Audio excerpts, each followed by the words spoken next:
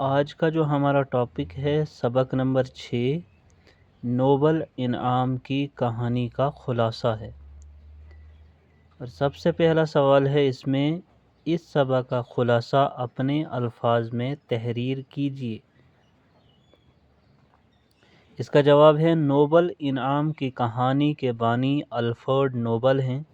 Alfred Sweden میں پیدا ہوئے لیکن اس نے اپنی زندگی کا بیشتر حصہ روس میں گزارا۔ ڈائنامائٹ الفریڈ نوبل نے ایجاد کیا، اس کے علاوہ متعدد دوسرے ایجادات کا سہرا بھی انہی کے سر جاتا ہے۔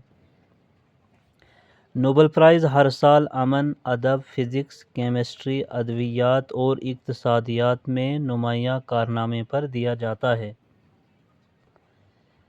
جو لوگ ادب میں کوئی بہت ہی اہم کتاب لکھتے ہیں یا دنیا میں امن و امان قائم کرنے کے سلسلے میں کوئی بڑی خدمت انجام دیتے ہیں، وہ نوبل انعام کے مستحق قرار پاتے ہیں۔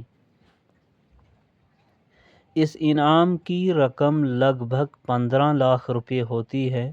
ہندوستان کے کچھ افراد نے اس انعام کو حاصل کیا ہے۔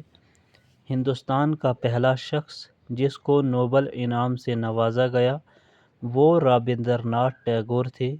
ان کو یہ انعام 1913 عیسوی میں ان کی کتاب گیتانجلی پہ ملا، اور سائنس میں یہ انعام سی وی رمن کو فزکس میں ملا تھا۔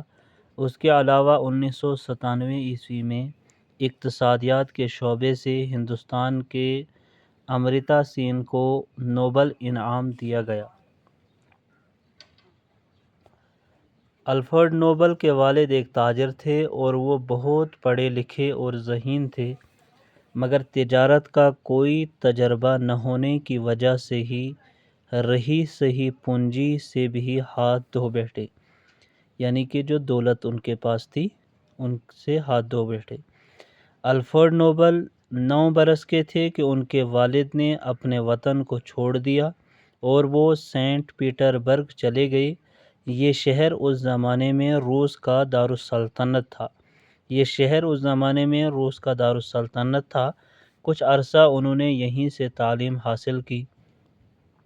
جب گھر کے مالی حالات اچھے ہوئے تو باقاعدہ تعلیم حاصل کرنے کے لیے باہر گئے اور کئی زبانیں سیکھی۔ اب وہ اپنا زیادہ تر وقت اپنے والد کے ساتھ سائنس کے تجربات کرنے میں گزارنے لگے تھے۔ 29 سال کی عمر میں جب وہ انجینئرنگ اور کیمسٹری میں ماہر ہو گئے تو انہوں نے نائٹرو گلیسرین دریافت کی اور اس کے ملاوٹ سے ڈائنامائٹ ایجاد کیا۔ الفریڈ نوبل بہت محنتی تھے، وہ دن رات کام میں لگے رہتے تھے۔ انہوں نے اپنی محنت سے بہت دولت حاصل کی۔ وہ بہت ہی فراخ دل تھے۔ انہوں نے اپنے ملازموں اور مزدوروں کے رہنے کے لیے اچھے اور ہوادار مکان بنوائے تھے۔ الفریڈ جنگ سے نفرت کرتے تھے۔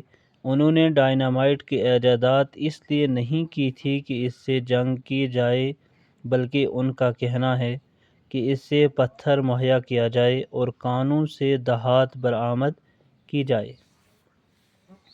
ان کی دلی خواہش تھی کہ دنیا کی تمام قومیں آپس میں امن و صلح کے ساتھ رہیں، اس لیے ہر سال امن انعام دیا جاتا ہے۔ الفریڈ نے یہ وصیت کی تھی کہ ان کی آمدنی سے ہر سال انعامات دیے جائیں، لہذا ان کی وصیت کے مطابق ساری دنیا کے بڑے سائنسدان، ادیب، ماہرین اقتصادیات اور امن کے لیے کام کرنے والوں کو اس انعام سے نوازا جاتا ہے۔ یہ تھا نوبل انعام کی کہانی کا خلاصہ۔ اگلے سبق میں ہم اس کے سوال و جواب پڑھیں گے۔ ملتے ہیں اگلے سبق میں، تب تک کے لیے اللہ حافظ۔